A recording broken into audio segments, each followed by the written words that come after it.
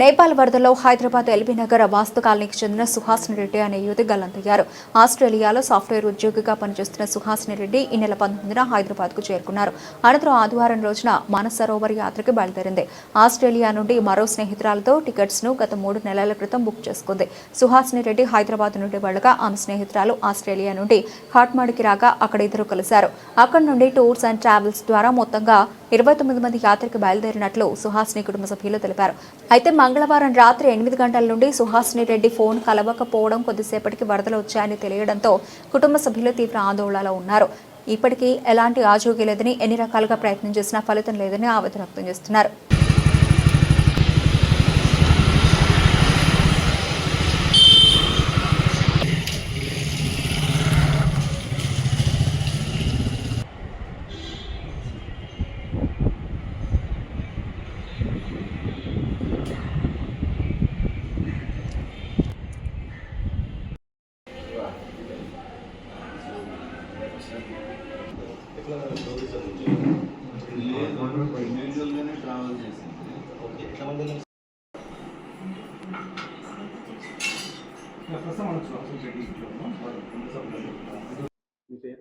నా పేరు మహేందర్ రెడ్డి కందిమల్ల, ఎల్బీనగర్. మా అమ్మాయి సండే నాడు ఉదయం పోయింది కాట్మండు మానసరోవర్ యాత్ర కోసమని పోయింది. ఇక్కడ నుంచి ఢిల్లీ టు కాట్మండు పోయింది.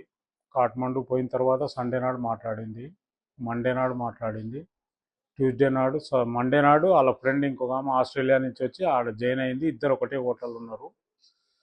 ట్యూస్డే నాడు ఈవినింగ్ 7:30కి మాట్లాడింది. తర్వాత ఇంకా నిన్న ఉదయం ఫోన్ చేస్తానది, ఇక నిన్న ఉదయం ఫోన్ చేయలేదు.